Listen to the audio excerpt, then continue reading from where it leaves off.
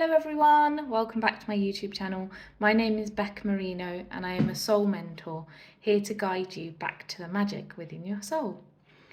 Day 28, nearly at the end. Today I'm going to talk about separate realities. Now, for as long as I can remember, I always knew as humans we saw things differently, that, we saw things through our own perception. But knowing about separate realities is kind of like the next level of perception, of knowing that we perceive things differently.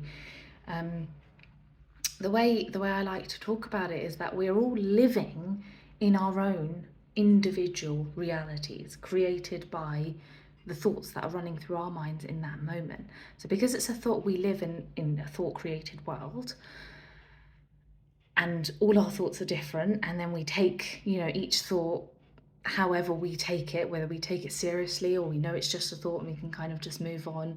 So we've all got our own thing, we've all got our own stories going on, running through our own narrative, that projector analogy I like to talk about.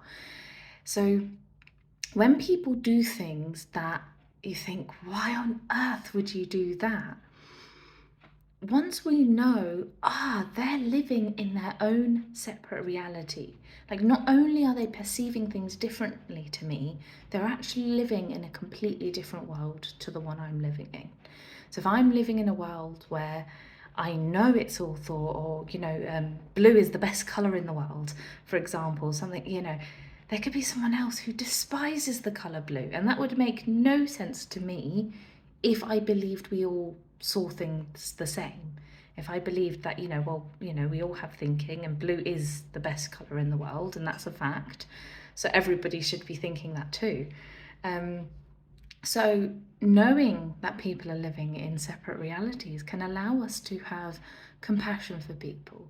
And obviously, jokes aside, not favourite colours can seem very minute and insignificant, but it works for bigger things too. Like if you see something as rude or mean or horrible, or why on earth would they be doing that? Like the other day I was talking to a client, and she was telling me that in her area they're shutting down a lot of the mental health centres, and she doesn't understand why the council are doing that, and why are they being so mean, and why don't they care about the people who really benefit from these centres.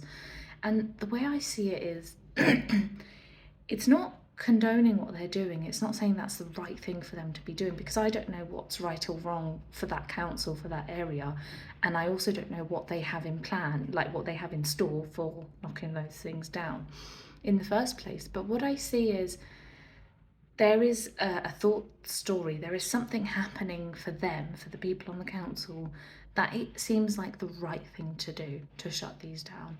So once we see that they know no better, that their awareness levels aren't high enough, so just for lack of a better word, their awareness levels aren't high enough or in the right place to even consider all the people that that are benefiting from these things, these mental health centres.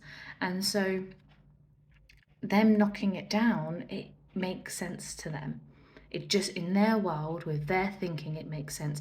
And I can see that if I had their thinking, if I had the same thought stories as they did, I would be doing the same thing, and I would be knocking down those centres too.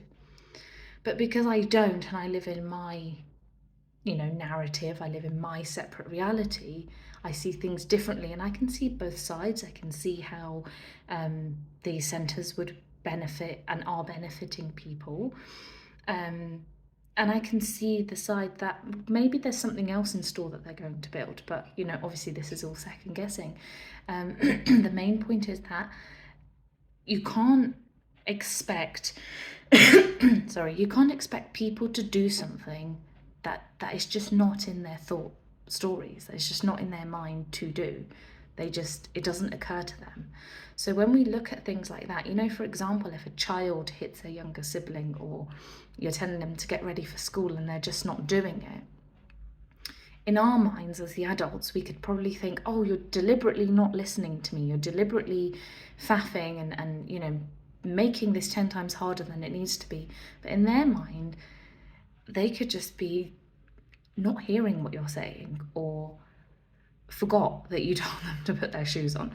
We don't know what's going on in their mind, in their world, when we're telling them to do something and they're just not doing it.